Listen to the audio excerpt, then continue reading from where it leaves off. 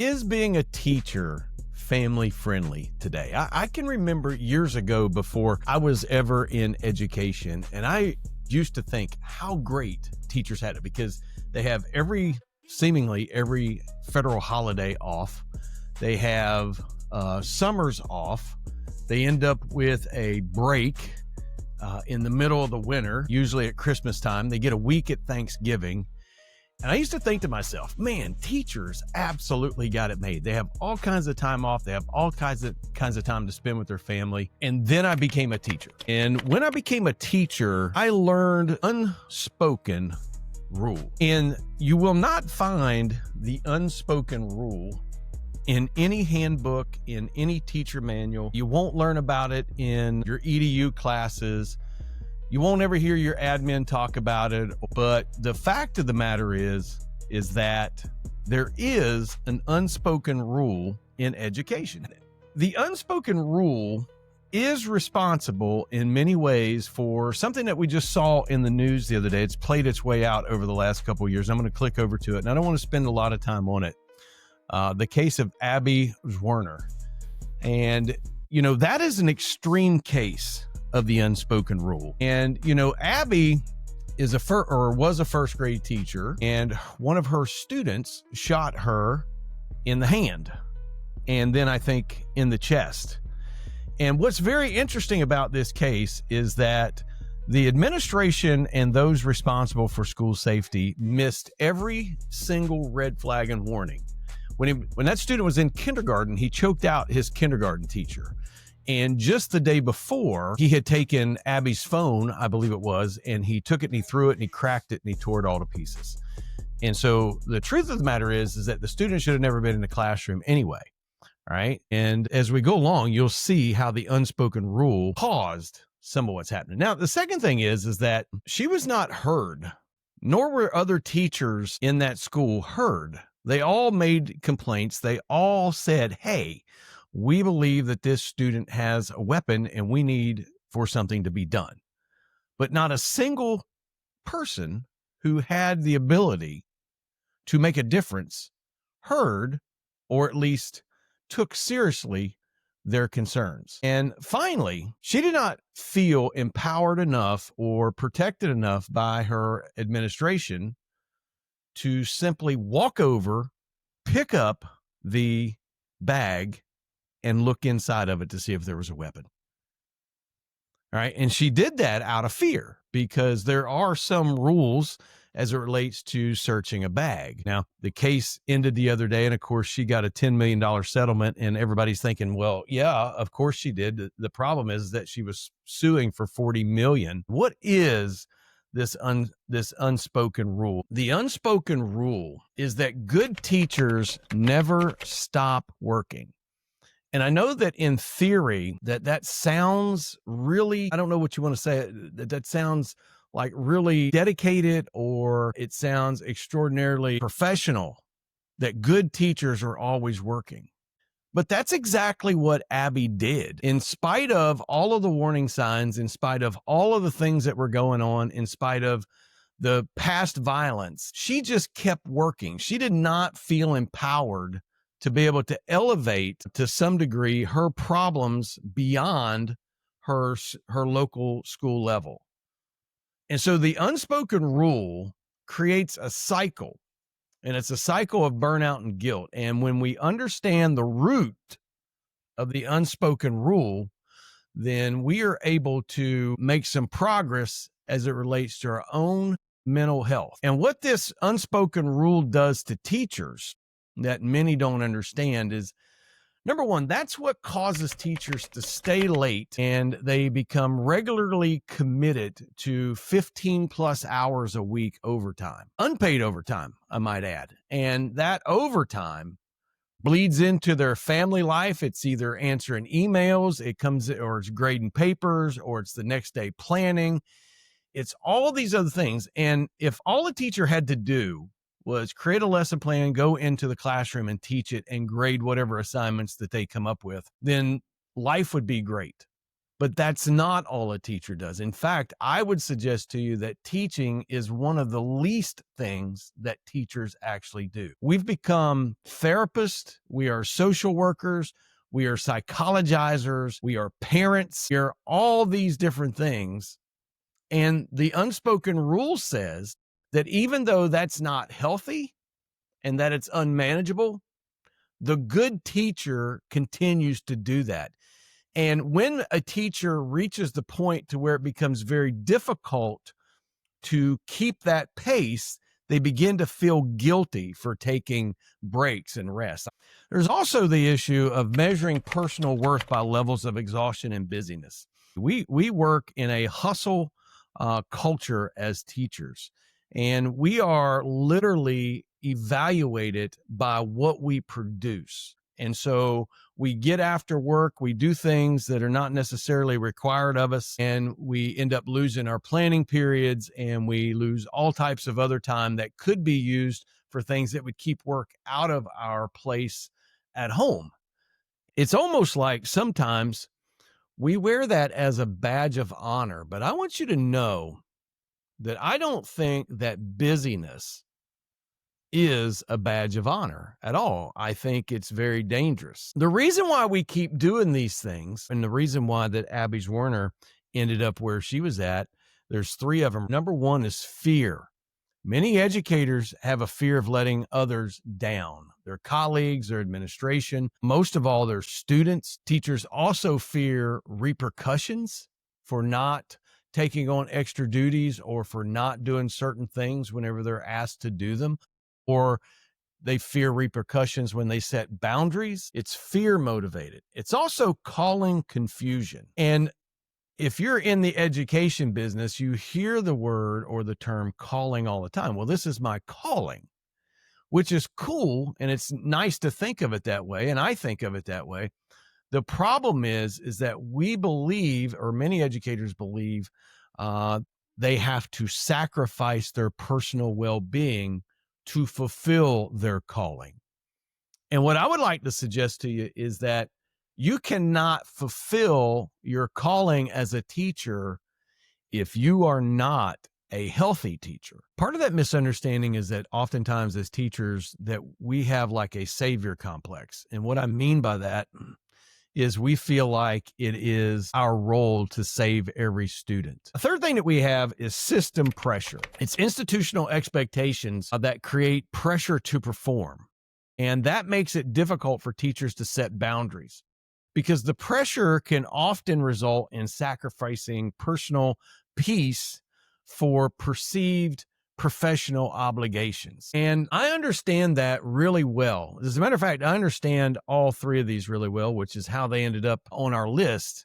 And the reason why is because a little over 3 years ago, I came to a rock bottom point in my career and, essentially in my life. I had felt the effects of burnout in my body, although I didn't really know what it was at the time, for several years leading up to what turned out to be a medical crisis. I mean, I woke up one day and my face was paralyzed. And I can remember going to school and all the kids were coming up and they're like, "Hey, Miller, did you have a stroke? Man, what's wrong with you? Your face is not moving." And my eyes wouldn't blink. Right. I couldn't smile. I couldn't frown. I couldn't close my mouth on a fork. I had to tape my eyes shut. And I was a varsity softball coach at the time. So it's not like I could just quit, right, and not go do it. I ended up going and do it. I had to tape my eyes shut. I had to walk around with towels on my eyes because they were watering. And I looked like a freak, just to be quite honest with you. But the reason why I ended up there is because of system pressure, the pressure to perform. And so what do we do about this unspoken rule? This unspoken rule that good teachers just keep on teaching. And the very first thing that I would say, and this is what we want to talk about, is you have to set boundaries. And it's the power of boundaries. Now, at Teacher Talk, we're a faith-forward organization, and it's not because we want to be offensive to people, and it's not because we want to push people away. In fact, we want people to come near, but we are a faith-based organization because that's who we are, right? And so our core message at Teacher Talk is this: above all else, guard your heart, for from it flow the issues of life. And that word guard is like a military term, and it means exactly what it sounds like: to put a centurion in front of your heart, or to take a shield and to put it in front of your heart. And it is our opinion at Teacher Talk that the best thing that you can do as a teacher to guard your heart is to put boundaries in place. And I want to suggest just a few boundaries to you. Number one, learn to create multiple times in your day where you can have 3 to 5 minute resets, where you can just take some time to breathe and to refocus your mind. Now, I created a guide. It's down in the description box. You can go down there and get it. It's free. It's 100% free, and it's always free, and it's specifically for you, and it's specifically for teachers. It's called the 5-minute reset. It's just 4 little quadrants to help you work through. You could probably do it in less than 5 minutes. I say the 5-minute reset because it may take a little bit longer. I want you to jump down there and grab that and use that 2 or 3 times. Put it right there at your desk and pick it up whenever you have a few minutes in between class. Just go through it and reset your mind and reset your focus. The second thing is we use a phrase called mandatory recess.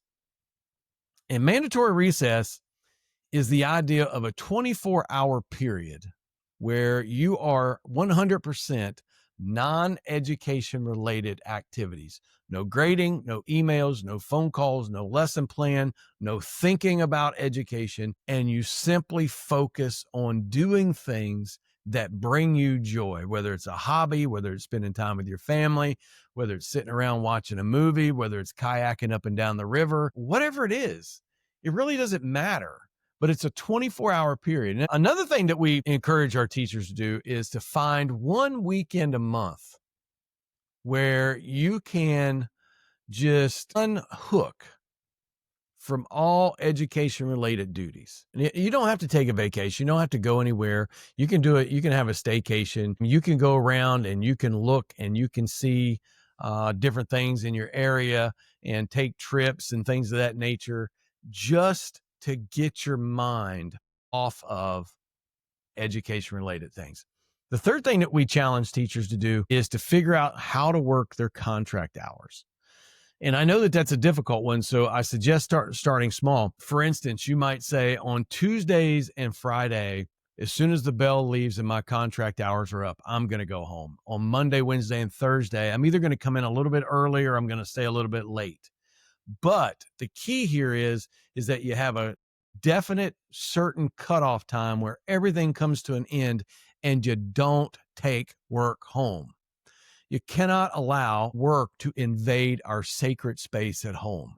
That is a place where it has to be identified as a place to rest, not as a second or even a third office.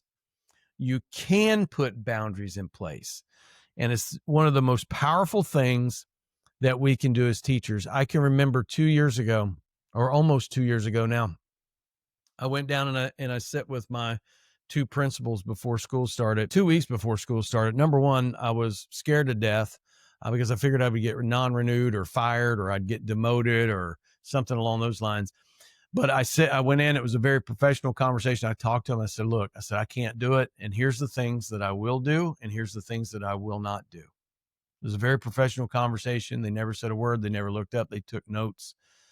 But you know what happened? Number one, I was a free man. Felt so good after that conversation. I walked out with like my chest all puffed up, thinking that I had done something important, thinking that I was actually somebody big. And I have never felt that good in my entire life. And the second thing that happened is nothing happened. And to this day, neither one of them have crossed those boundaries. They've never asked me to go beyond those boundaries. And I believe that most teachers, and I wouldn't say every case, but I think most teachers can go to their leadership and they can set boundaries, and it's probably going to be okay. So I want to encourage you to do that. whatever your boundaries are, whatever it is that you think that you need in order to continue to be successful. Down in the description box, I just put a brand new guide down there. It's called Reclaim Your Limits. Again, that's free. It's 100% free, and it's always free. I want to encourage you to jump down there and grab that because I made it for you, specifically for you, and specifically for teachers. I want you to have the resources necessary in order to be able to deal with the unspoken rule that keeps teachers working even when we need to shut down.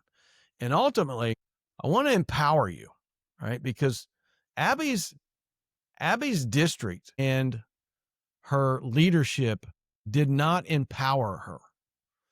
They made her believe and to feel like there was nothing she could do.